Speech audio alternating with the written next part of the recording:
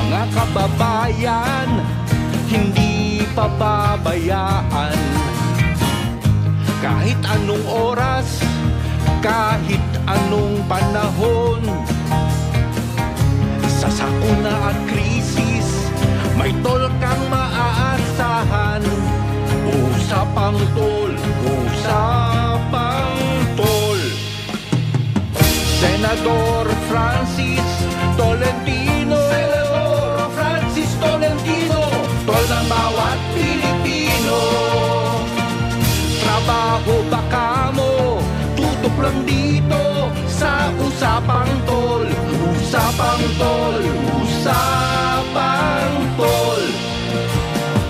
Senador Francis Tolentino, Senador Francis Tolentino, tol ng bawat Pilipino.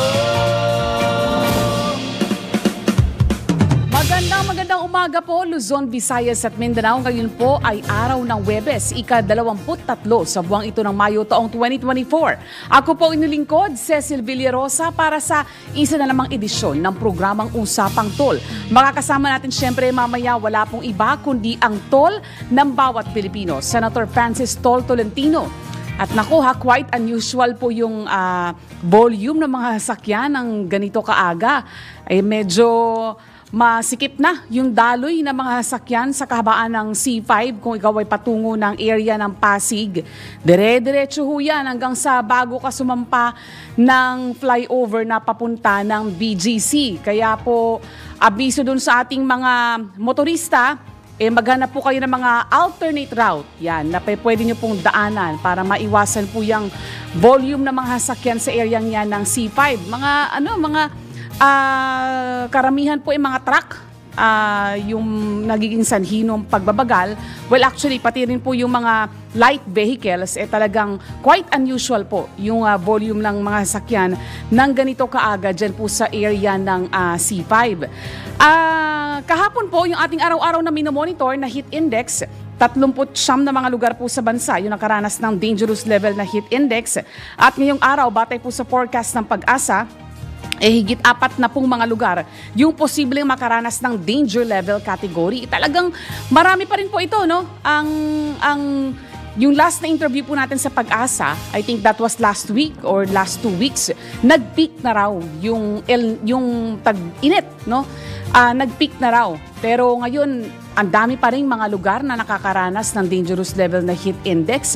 At yung G1 Eastern Samar, 49 degrees Celsius. Nito mga nakaraang araw, sumampa pa yan ng 50 degrees Celsius. Talagang matindi pa rin yung init ng panahon. Pero magkagayon man, ang binabanggit po ng Pag-asa, posible pa rin po yung mga pag-ulan at thunderstorm. Yun naman po yung kaibahan. Nung kasagsagan ng tag-init, lalo na nung Abril, talagang solid yung init . Pero ngayon, nakakaranas po tayo ng mga pag-ulan at maulap na papawirin. Kaya po, kahit paano naiibsan yung direktang epekto ng mainit na panahon. Meron din po binamatayan ng Pag-asa na low pressure area. Yan po ay namataan sa silangan ng Mindanao. At posible raw po na yan ay makapasok sa Philippine Area of Responsibility. Hindi ko alam kung nakapasok na pero ang ina-anticipate nila, it's either kagabi o ngayong umaga makakapasok po ng PAR, yung binabantayang low pressure area, at na posible raw po mag-landfall sa Bicol o Eastern Visayas bukas o kaya po ay sa Sabado. Bagamat hindi po isinasantabi ng Pag-asa yung posibilidad na yung namumuong sama ng panahon ay maging ganap na bagyo, maliit naman daw po ang tsansa na yan ay mangyari. Kung yan po ay matuloy na maging bagyo, letter A pa rin tayo, no? Bagyong Aghon. Mukhang hindi natuloy yung huling binabantayan ng Pag-asa na dapat sana ay unang bagyo na tatama sa Pilipinas ngayong taong ito. Anyway, pwede po kayo mag-participate sa ating talakayan ngayong umagang ito. Pwede po kayo magpadala ng mensahe sa Facebook page o sa mga online accounts ng DWIZ 882 o kaya po ay magpadala po ng mensahe sa aming hotline. Yan po ay 847-01750 hanggang 54 o kaya po ay sa aming text line 0999-376-6768. At bago po tayo tuluyang lumalim sa ating talakayan, puntahan na po natin ang ating mga headlines. Mga malalaking balita, pinag-uusapan, mga balitang bagong-bago sa DWIZ Headlines. Sa ulo po ng ating mga nagbabagang balita ngayong araw ng Huwebes, May 23, 2024, matapos ang pagkapalit ng liderato sa Senado, Malacanang nagdaos ng casual dinner. DWIZ Balita. Serye ng wage consultation sa NCR aarangkada na ngayong araw. DWIZ Balita. Absolute divorce bill aprobado na sa Kamara. DWIZ Balita. At Bamban Tarlac Mayor Alice Guo muling ginisa sa Senado. Relasyon sa kapwa-alkalde itinanggi. Mga balitang updated, mga isyong updated, mga komentaryong updated sa Usapang Tol. Kasama si Senator Tol, Senator Francis Tolentino, Tol ng bawat Pilipino, at Cecil Villarosa. Sa detalye ng ating mga balita, naging casual lamang ang dinner ng mga senador sa Malacanang kasama sina Pangulong Ferdinand Marcos Jr. at First Lady Liza Araneta Marcos gabi ng Lunes. Ito ang sinabi ni Senator Grace Poe at iginiit na walang anumang hiling si Pangulong Marcos sa bagong liderato ng Senado. Binigyang diin din nila Senate President Francis Cheese Escudero at Senate President Pro Tempore Jinggoy Estrada na walang napag-usapan ng mga priority bill sa dinner at hindi rin natalakay ang investigasyon ng Senado sa PIDEA leaks. Paliwanag ni Senate President Escudero, matagal na ang imbitasyon ng palasyo sa dinner noong Lunes at ilang beses na siyang hindi nakadalo rito. Samantala, suportado naman ni Pangulong Marcos ang bagong liderato sa Senado. DWIZ Yes, Senator Tol. Balita. Cecil, good morning. Good Cecil. morning po. Tama yan kasi wala naman talaga na pag-usapan. Nandun po ako.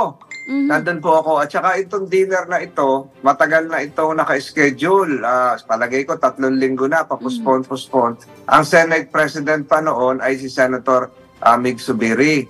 So matagal na yan. Nagkataon lang yan nung Lunes, Natsempo lang. Martes. Na tinuloy na yung scheduled dinner. So very casual lang, kumain, nagkwentuhan, very social, pagkatapos uuwian na. So ako ata isa sa pinakamaagang umuwi o pangalawa. Natatandaan ko, pamakalawa. Ayun. Pero Senator Tol, kompleto na ba yung chairmanship ng mga committee? Kompleto na. Ayun. Kompleto na. Kahapon, ninominate ko na lahat. So natapos kami ay gabi na. Kaya nga, medyo nahuli tayo ngayon kasi mahirap pala to sa katawan na nakatayo lagi doon ng halos 6 na oras na ata ako nakatayo doon kahapon. So, napakahirap. Walang hapunan, halos wala ng break. So, yun, natapos na namin kagabi lahat. Lahat ng committees, nabigyan lahat, pati yung mga kasama sinasabing Magic 7 ni Senator Zubiri. Yes. Member na rin sila ng majority kasi meron na rin silang committee. Si Senator Zubiri, Economic Affairs Committee. Yung committee ko dati, Committee on Justice and Human Rights, napunta kay Senator Angara. Si Senator Villanueva na dating majority leader, siya ngayon ng Committee on Labor, etc. Ayun, nakumpleto na pala yung chairmanship. Pero may mga priority measures na ba, Senator Tol? Ay, marami kaming tinapos kagabi. Marami. Hindi lang committee assignment. Siguro ang tinalakay namin kagabi, baka mahigit 10 bill. Marami, naaprobahan pa yung government procurement ng bicameral, naaprobahan yung digital transactions bill, yung mga ibang hindi nakasalang, ay pinasok ko na rin yung doble plaka na approve on second reading. Yun. Para sa mga rider ng motorsiklo. Approve na po kagabi on second reading yung doble plaka na hindi na magiging doble plaka law. So, wala nang plaka sa harapan. Sa likod na lang ang mga motorsiklo, ang mga rider natin pag na-approve sa third reading, pagbalik namin. At marami pa mga iba, kaya nga inabot na ng gabi. Gabi talaga niratsada na po natin lahat yun. Ginawa ng puspusan, hinabol na yung pwedeng mahabol. Kasi Senate adjournment, Sentol, tama po ba? Yes. Tas ang balik na po, sa SONA na, araw ng SONA. Pero tuloy din yung mga hearing. Marami rin mga hearing na iko-conduct at tayo naman ay ganun din. May mga hearing din tayo. At sobrang pagod ko nga, may meeting po ako ngayon sa Davao del Sur. Hindi na ako nakapunta. Pasensya na sa mga kababayan natin sa Davao. Talagang hindi na kinaya. Hindi kayang gumising ng alas 3. Alas 3 yung boarding. Ayun. Tapos gabi na natapos yung 3:25. Hindi, yung boarding sa NAIA ngayon, 3:25 yung flight ko. So dapat nandun na ako ng 1:00.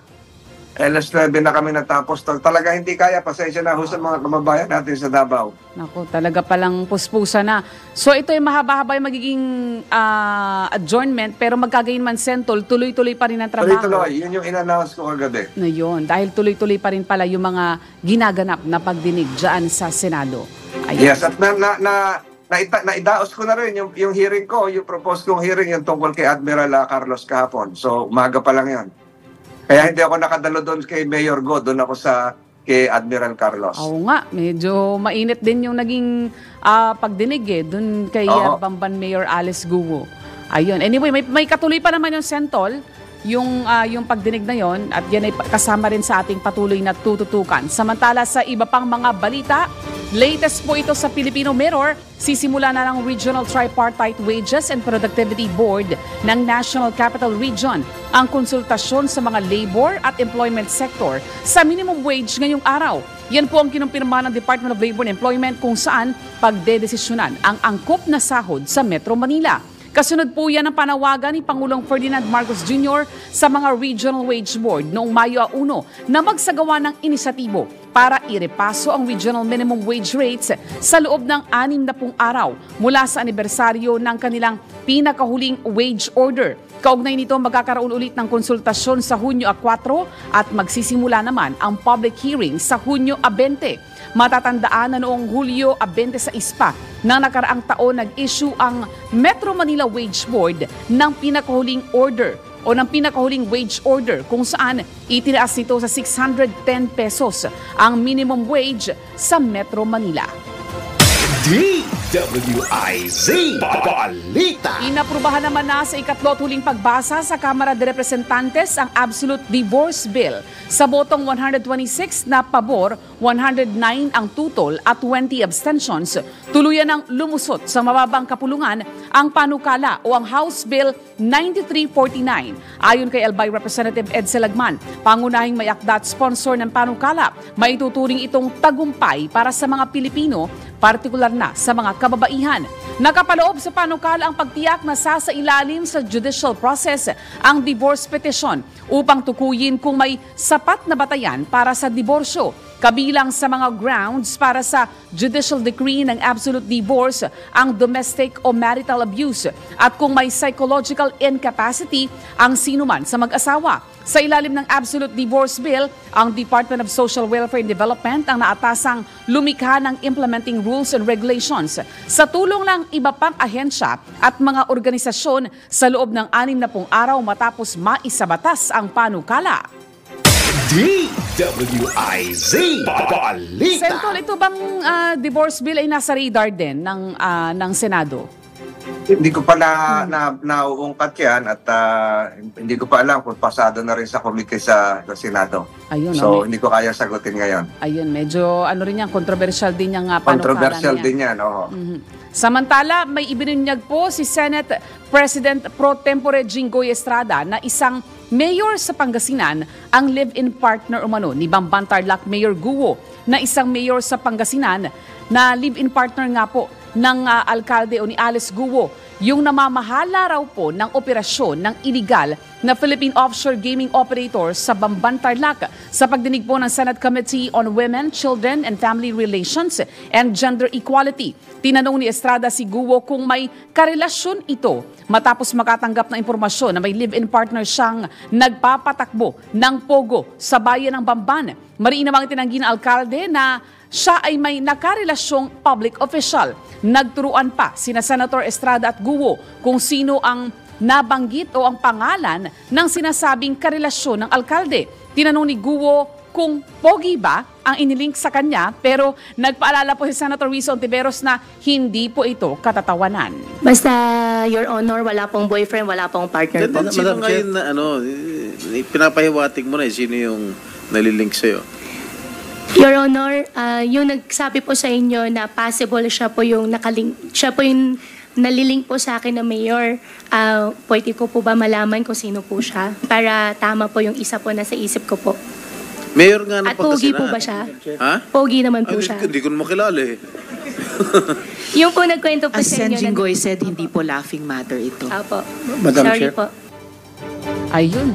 Talagang naging salasalabat na yung pagdinig na yan, Senator Tol. Interesting yung mga wala ako dyan kasi ako yung nag-preside doon sa ako yung nag-preside doon sa hearing kay Admiral Carlos. Nung umalis si Senator Jinggoy, ako na yung presiding to. Mahigit 1 oras din yun. Ayun, interesting din 2 oras din yun. No? So, talagang ratsada kahapon, walang break. Mula umaga hanggang gabi. Ako, dire-diretso po, At yung ating po napakinggan kanina, yan po yung palitan ng naging tanong at pagsagot sa ginawa nga pong pagdinig kahapon, kaugnay pa rin po ng issue ng pagkakakilanlan ng pagkatao ni Bamban Tarlac Mayor Alice Guo. Samantala, DWIZ Balita. tangga po tayo ng pag-uulat mula po sa labas ng himpilan. Ang Kamara, sisimulan na ang kampanya sa Senado upang makapasa ang divorce bill. Report mula kay Patrol Number 11, Tina Nolasco. Aarangkada na ang Kamara sa pangangampanya sa Senado ngayong araw upang maaprubahan sa mataas na kapulungan ang House Bill 9349 o ang Absolute Divorce Bill sa Pilipinas. Itong sinabi ni Albayra Representative Ed Selagman na siyang pangunahing may akda ng panukala. Kasunod ito ng pagkalusot ng panukala sa huling pagbasa ng mababang kapulungan na nakakuha ng 126 na botong pabor, 109 na pagtutol at 20 abstention. Ayon kay Lagman, iginagalang niya ang pananaw ng mga tutol sa panukala batay sa kanilang religious belief, takot sa kanilang mga obispo at pastor, pagsunod sa kagustuhan ng kanilang mga nasasakupan, pangamba na magantihan sa botohan na anya isang conjugal decision at upang hindi magalit sa kanila ang kanilang asawa. Habang ikinatutuwa naman ng kongresista na hindi humantong sa empirical at secular merits, konstitusyonalidad at bisa ng Absolute Divorce Bill ang mga pagtutol. Ito si Patrol 11. Tina Nolasco para sa Impilang May Todong Lakas, DWIZ, nagbabalita ng tama, naglilingkod ng tama. DWIZ Balita. Isa pang report mula naman kay Patrol Number 19, Celi Ortega Bueno. Bamban Mayor Guo, bumalik na lang daw sa China. Ayon po yan sa isang senador. Ang detalye mula kay Celi Ortega Bueno. Celi? Bumalik na lang daw sa China itong si Bamban Tarlac Mayor Alice Guo kung ito naman pala ay Chinese national at hindi isang Pilipino. Ito ang sinabi ni Senator Loren Legarda sa pagdinig ng Senado, may kaugnayan sa posibleng connection daw sa Pogo operation nitong si Mayor Guo at gayon din sa ginawang pag-iimbestiga sa pagkatao nito. Sa pagdinig ng Senate Committee on Women, Children and Family Relations, tahasang sinabihan ni Legarda si Guo na kung siya isang Chinese at nagpapanggap lang sa harap ng mga tao, ay bumalik na lang siya sa kanyang bansa. Pero dahil sa pahayag ng alkalde na siya isang Pilipino at ipinanganak siya sa Pilipinas, iginit ni Legarda na dapat silang kumbinsihin ni Guo dahil gusto rin naman nilang maniwala sa sinasabi nito. Sinabi ni Legarda na paulit-ulit na at tila scripted ang mga pahayag ni Guo sa Senado at sila mga mambabatas ay sinusubukan nilang tulungan si Guo sa pamagitan ng pagpapaalala sa detalye ng kanyang kabataan. Pinagsalita naman ng Chinese Fukien ni Legarda si Guo habang pinagkukwento ito tungkol sa kanyang ama, ang pamilya ng kanyang ama sa China at kung taga saan sila sa China. At narito ang bahagi ng pagtatanong ni Senator Loren Legarda kay Bamban Tarlac Mayor Alice Guo. If you're really Chinese and fronting for other people, go back to your country. But if you are Filipino and you were born here, convince us because we want to be convinced. So I'm trying to help you by trying to make you recall about your childhood. Hindi pwedeng, kasi parang scripted. Ito si Patrol 19, Celi Ortega Bueno, para sa Impilang May Todong Lakas sa DWIZ. Nagbabalita ng tama, naglilingkod ng tama. DWIZ Balita. At Senator Tol, maraming salamat sa report na yan ni Celi Ortega Bueno. Yan ay patuloy nating tututukan yung issue niyan kay Bamban Mayor Alice Guo. Napaka-interesting na mga nagaganap. Pero Sentol yun palang dam sa, yung antas ng tubig sa Angat Dam, 180.07 meters na. Yun, patuloy na. Ano yung sabihin nun, Cecil? Ano minimum operating level na po yung 180 meters, Sentol. So we expect na magkakaroon pa ng mga measures kasi nagbawas na po ng allocation ang NWRB bago marating itong minimum operating level. So ano yung susunod pang magiging hakbang? Kasi pag nagbawas pa po ng water allocation, mga hulugan po yan na pwedeng magpila balde ulit po yung ating mga kababayan. Yan, kaya kasama po yan sa ating mga tututukan sentol. Samantala po, magbigay daan po muna tayo sa maikling commercial break. Ang oras po sa buong Pilipinas. Ganap ng 6:28 ng umaga. Mga balitang updated, mga isyong updated, mga komentaryong updated sa Usapang Tol. Kasama si Senator Tol, Senator Francis Tolentino, Tol ng bawat Pilipino, at Cecil Villarosa. Senador Francis Tolentino, Senador Francis Tolentino, Tol ng bawat Pilipino, Tol ng bawat Pilipino. Nagbabalik pang programang Usapang Tol at Senator Tol. Yun palang Pilipinas, balik na po sa whitelist ng International Maritime Organization. Yan po inanunsyo mismo ng DOTR. Kung ano ibig sabihin nito, Sentol, nandyan na ba sa linya ng ating komunikasyon? Makakapanayan po natin ngayong umaga, Senator, si Department of Transportation Secretary Jaime Bautista. Ayan. Secretary, good morning po. Hi, Secretary. Ayun. Kasi di ba Senator Tol, nung kailan ba yun? December 2022 yata yun, di ba? Nung nagkaroon ng issue yung ating mga kababayang seaman na posibleng mawalan pa ng trabaho kung hindi natin in-upgrade yung training ng mga Pinoy seafarer. Ayun, mukhang nakakomply na yata tayo. Approve na kagabi sa bicameral na isa sa mga nabasa ko yan, yung Seafarers Act. Ayun. Mga bandang 8:00 ng gabi yan na-approve kagabi. Ayun. So na-approve na yan. Ano ang lahat ng mga highlights? lahat ng mga, makapal yun lahat ng mga pinaging comments sa atin ng International Maritime Organization, ng European Union, lahat ng mga concerns patungkol doon, saklaw na niyang bagong batas na yan. Hindi ko maano yung detalye, pero napaka-comprehensive niyan. At kagabi, ang mga bandang 8:00 nga, aprobado na po yan. Kasama po yan doon sa sinasabi ko, huratsada na lahat kagabi. Ayun. So, yung bicameral, ang ibig sabihin, yung version ng House at ng Senado ay na-reconcile, so wala nang problema. Approve na sa bicameral conference committee kagabi. Up for signature na lang ni Presidente Marcos. For signature na lang ng Pangulo. Ayan. At kaugnay niyan, Sentol, good news yan ha. Tawagin na po ulit natin si Secretary Bautista. Secretary? Good morning. Yes, Cecil. Good morning po. Morning, Secretary. Pasensya Good morning, na, Senator. Inabala. Okay lang po. Apo. Ano yung katanungan mo, Cecil? Yes po. Ano pong, paki-elaborate lang po, Secretary. Ano po ang ibig sabihin po ba pagka balik ulit ang Pilipinas sa whitelist po ng International Maritime Organization? Ang ibig sabihin po niyan ay nire-recognize ng International Maritime Organization yung mga certificates na in-issue ng Philippine government sa ating mga seafarers. No? Sa katunayan po, hindi naman tayo nawala dun sa whitelist. No?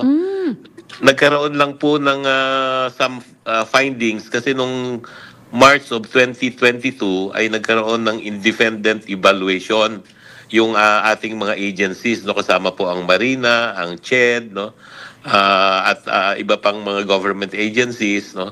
And doon po sa evaluation, meron po silang mga findings and observations, no. Medyo marami po 'yon, no. And isa po dito sa mga findings na ito ay yung pagkukulang daw natin sa training ng ating mga seafarers, no. Kasi po kailangan mag-comply tayo doon sa tinatawag na standards for training, watchkeeping, and certification. No? STCW po yan. Standard for training, certification, and watchkeeping. No?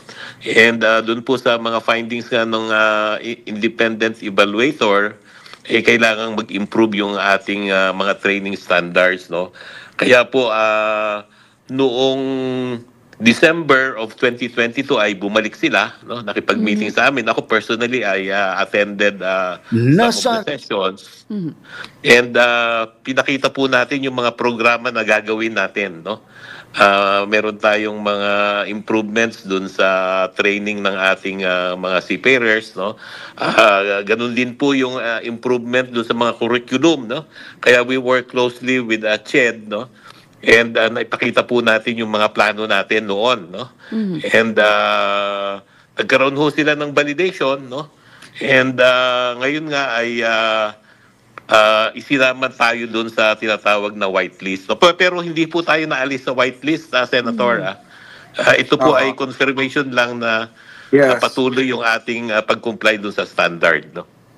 Pero yung approval kagabi namin, ng bicameral conference committee report doon sa Seafarers Act, makakatulong po ito, Secretary. Ay, napaka-importante po, no, itong Magna Carta for Seafarers, no?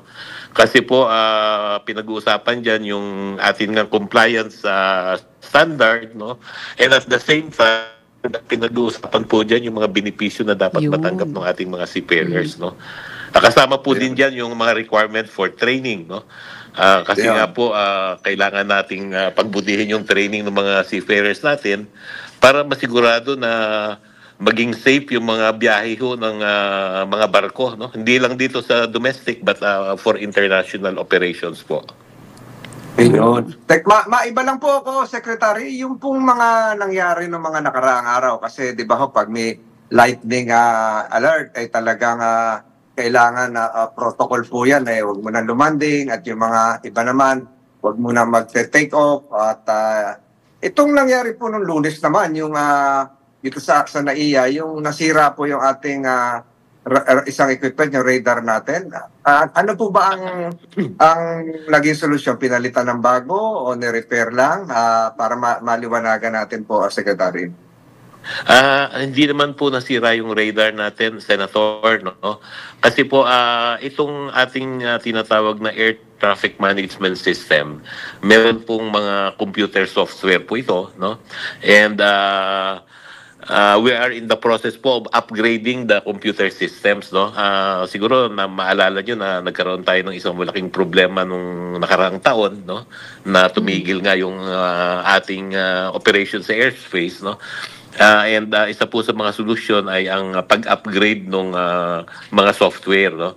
So nag-start na po yung upgrading natin nung December, no? We already had a maintenance agreement with Thales. Ito po yung provider ng software, no? And by September po ay tapos na yung upgrade, no? Medyo matagal lang kasi nga maraming dapat ayusin, no? And may mga gastos din tayo na dapat bayaran, no? Pero ang nangyari po ay nagkaroon ng parang glitch, no? Pero naibalik naman po kaagad, no?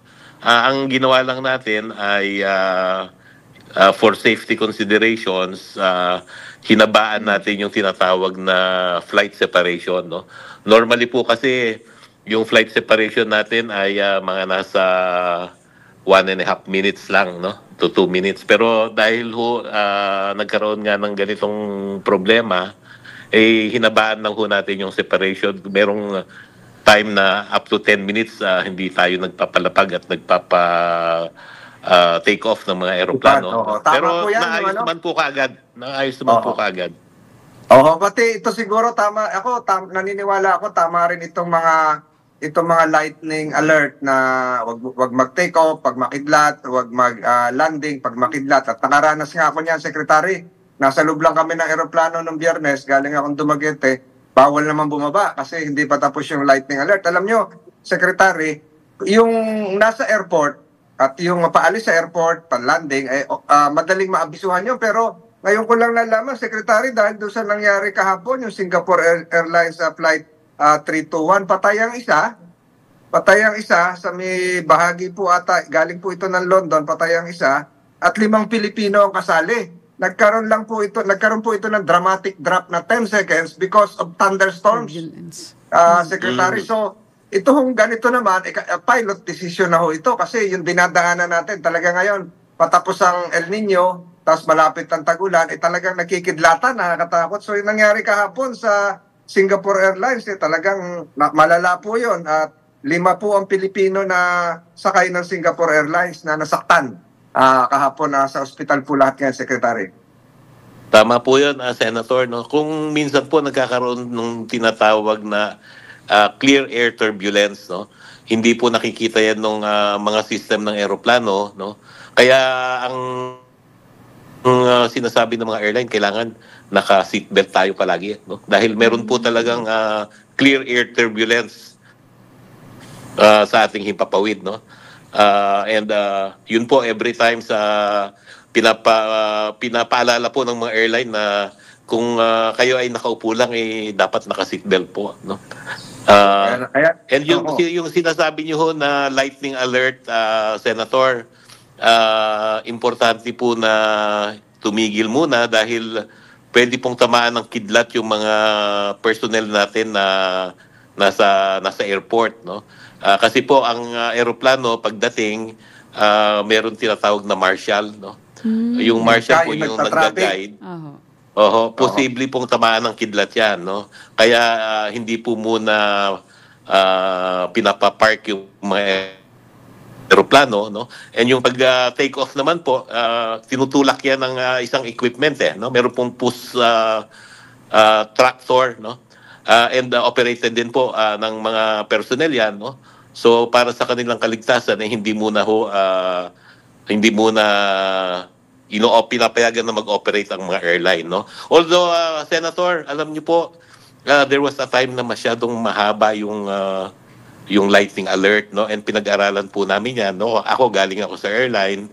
And nung nasa airline ako, ay nakipag-usap ako dito sa ating mga taga-airport. No? And sinabi ko, baka naman masyado tayong conservative, no?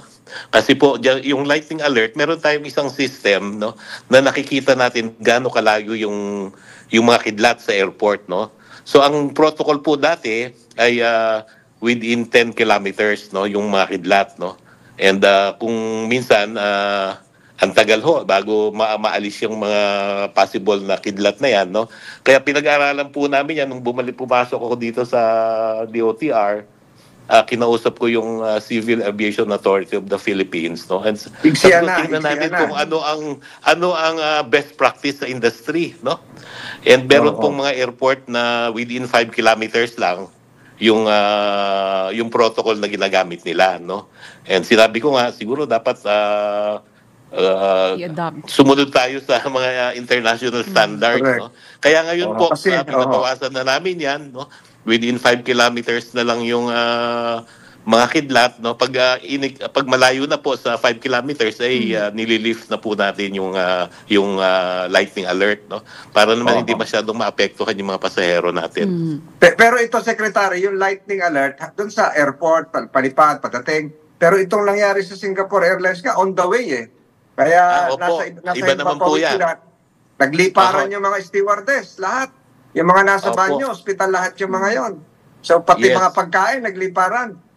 Naku, nakita ko nga ho yung mga pictures, Senator. Sabi ko, napakagrabe nung nangyari na yan. Although, in the past po, may nangyayari talaga yan, no? Even ang Philippine Airlines, there was a time na nagkaroon po ng ganyang problema. Pero wala namang nasaktan, no? Although yung mga pagkain natapon nga na yung mga gamit ay talaga namang mga nasira, no? Yung may mga nabasag na mga plates, no? Gamit, mga baso, no? Secretary, kami kahapon ay nag-reshuffle ng mga iba't ibang komite sa Senado, mga chairmanship, so may iba na lahat yan. Matanong ko lang po, huling tanong ko na bago si Cecil, yung modernization program ng public utility vehicles, ano na po ang status kayo, sir? Natapos na po yung first component po is yung tinatawag natin na consolidation, ano. In-implement na po natin 'yan, no. We're working closely with all the cooperatives na na-renew po yung kanilang mga franchises, no.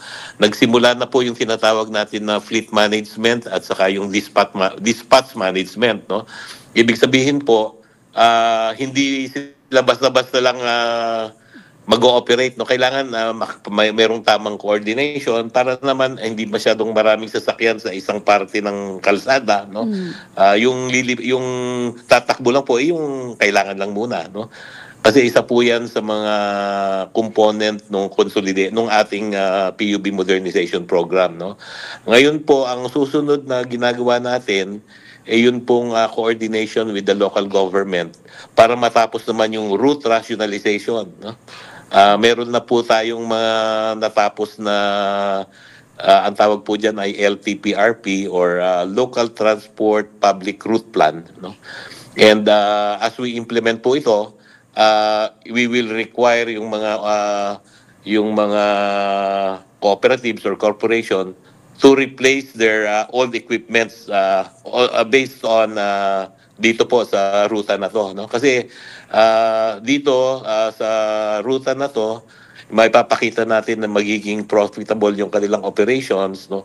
And they can afford to change the old equipment, no? Pero it will take some time po yan, siguro mga 3 taon bago ma-implement yung pagpapalit ng mga lumang sasakyan, no? So depende po yan kung gaano kabilis naming matatapos yung LTPRP, which is in coordination with the local government, no? Yun po ang ginagawa namin ngayon. Ayan, malimalag tayo doon, Cecil. Wala na akong tanong kay Secretary. Nakuha na natin ang mahabang oras niya. Ikaw, Cecil, okay na? Apo, siguro, yun lang usad nung modernization naman po sa NAIA, Secretary. Ano na po ang development po doon? Yun pong takeover ng San Miguel Consortium ay magsisimula po sa September 14, no? Ngayon po ay meron kaming mga coordination para magsimula na yung kanilang takeover, no? Meron na rin po silang mga engineers na nandoon, ini-evaluate yung mga dapat ayusin, no? Nag-start na rin po silang mag-order ng mga parts ng aircon, parts ng elevator, escalator, no? At maganda po dito ay hindi dadaan sa government procurement process, no, na napakatagal, no? So sa kanila po mabilis nilang mo-order yung mga equipment na yan, no? And siguro po by December medyo mababawasan na yung problema natin dito sa airport, no? And isa pa po sa mga natapos namin kaagad ngayon na sila na ang gumagawa yung OFW lounge sa Terminal 3, no? Gusto po sana namin by end of June ay tapos na yung OFW lounge sa Terminal 3, no? Para naman matulungan natin yung ating mga OFWs, no? Meron na po tayong lounge sa Terminal 1, no? Pero gusto po namin sa Terminal 3 dahil marami po talagang mga OFW na diyan sa Terminal 3 umaalis at naglaland, no? Okay, marami pong salamat. Salamat, Secretary. Maraming salamat sa oras nyo. Alam ko napakahalaga oras nyo. At kaya sa muli po, pasasalamat mula sa programa pong ito. Si Secretary JB Bautista ng DOTR. Yan. Ang oras po sa buong Pilipinas. Maraming salamat, Senator. Maraming salamat po. Yes, ang time check po, Senator Tol, ganap ng 6:52 ng umaga. Mga balitang updated, mga isyong updated, mga komentaryong updated sa Usapang Tol. Kasama si Senator Tol, Senator Francis Tolentino, Tol ng bawat Pilipino, at Cecil Villarosa. Senator Francis Tolentino, Senator Francis Tolentino, Tol ng bawat Pilipino, Tol ng bawat Pilipino. Kailangan malaman mo na ang mga presyo sa labas sa Palengke Report. Puntahan natin, Senator Tol, si Sandy Fernandez para sa ating Palengke Price Monitoring. Sandy? Andy, saan ka ngayon? Saan palengke ka ngayon? Yes, happy Thursday po, Senator Francis Tolentino at Ms. Cecil. Ako po ngayon ay nasa Kalayaan Plaza Wet and Dry Market sa Quezon City. So bago po matapos ang ating programa po, i-introduce ko lang po ang ating winner ngayong araw, Senator Francis at Ms. Cecil. Ayan. Sinong winner natin ngayon? Kasama ko po ngayon si Nanay Karin Torres, isa po siyang fish vendor po. Fish vendor nanay. Magandang umaga po, si Senator Tolentino to. Senator Tolentino. Ay, sir, good morning. Morning, kumusta kayo? Ito po, mabuti po, sir. Oo, Okay ano naman. ba mga tinda natin? Ano daw po tinda niyo, Nay? Marami po, sir. May palengke, maya-maya, bangot, tilapia, Ayan, oo. talong. Meron din tayong tawilis. May tawilis daw, Meron Nay? po, sir. Ayun, may tawilis. Nakarating ang tawilis dyan, Alam ko, mahina ngayon ang huli ng tawilis. Kumusta naman ang, marami namimili ngayon, nanay? Marami daw namimili ngayon, Nay. Medyo po. Pero ngayon sa mga, kunti pa lang. Mamaya siguro, maraming Pero, ang presyo ba ng isda natin, bumaba, tumaas? Lalong-lalo ng tilapia? Opo. Tumaas daw po ba ang presyuhan? Hindi naman po. Tama lang po, sir. Tama lang. Sandy, yung mga presyo ng gulay, bigyan mo kami ng konting report. Yes po, Senator Tolentino. So, ang presyo po ng ating mga gulay dito na mula po Balintawak ay nagtaas ng 20 pesos. So, yung kamatis, repolyo, talong ho natin mabibili sa 80 pesos per kilo. Ang carrots po, 100. Sibuyas, 120 sa pula, 100 sa puti. Patatas, 120. Kalamansi, 140. Bawang, 160. Siling green, 180. Luya at siling labuyo, 250. So, yun po yung presyuhan ngayon dahil nagtaas daw po ng 20 pesos per kilo, Senator. 28 pesos per kilo. Nanay, kumusta mo kami sa mga kasamahan mo dyan? Sa paligid mo, yung mga karating mo, mga stall holders dyan. Basta yun na lang daw po yung mga kasamahan. Opo. Ayan mo, sasabihin po, sir. Saan ang probinsya nyo, nanay? Saan daw po probinsya niya, Nay? Ilocos Sur po. Ayun. Ilocos Sur. Nako, talaga masisipag ang mga anak ni Amianan. Nanay, maraming salamat sa pagkakataong ito. Suot mo lagi ang iyong napanalunan at congratulations. Maraming salamat din, Maring Sandy. At bukas po, magkikita tayo sa ibang palengke naman. At mag-ingat po kayo dyan. At si Cecil naman ngayon ay merong panalangin para sa bayan. Yes po, Senator Tol. Bago po tayo... Yes, salamat, Sandy. Sandy. Maraming salamat, Cecil. Yes, sa mga nandiyan sa palengke sa Kalayaan. Opo. At ito, Sentol, bigandaan po muna natin ang mahalagang mensahe mula po sa Chairman ng Aliw Broadcasting Corporation from Sir D. Edgar Cabangon. A quote to live and share. If you cannot find the right word in a certain situation, just give a smile. Words may confuse, but a sweet smile always convinces. Think good, thank God, thank God. Have a great day ahead. God bless you. God bless us all. Mga kasama po, mga sumubaybay sa ating programang Usapan Tol. Ito po si Senator Francis Tolentino. Tayo po ay magkikita-kita po muli bukas alas 6 ng umaga para po sa programang ito. Maraming salamat po sa lahat ng mga sumubaybay, lalo yung po mga tiga Cebu, at mga tiga Dagupan at mga tiga Naga. Ayun, ako naman po inyong lingkod, Cecil Villarosa. Antabayanan po ang susunod na programang Pasada Balita kasama si Kuyang Johnny Bañez. Senador Francis Tolentino, Senador Francis Tolentino, tol ng bawat Pilipino, tol ng bawat Pilipino. Trabaho ba ang hanap mo? Mga isyung napapanahon, opinyon at diskusyon, turismo, negosyo, isang oras na hitik sa impormasyon. Ang bawat umaga mo, magbabago sa Usapang Tol. Kasama sina Senator Francis Tol Tolentino at Cecil Villarosa. Lunes hanggang Biyernes, alas 6 ng umaga. Dito lang sa DWIZ. Nagbabalita ng tama, naglilingkod ng tama. Tol ng bawat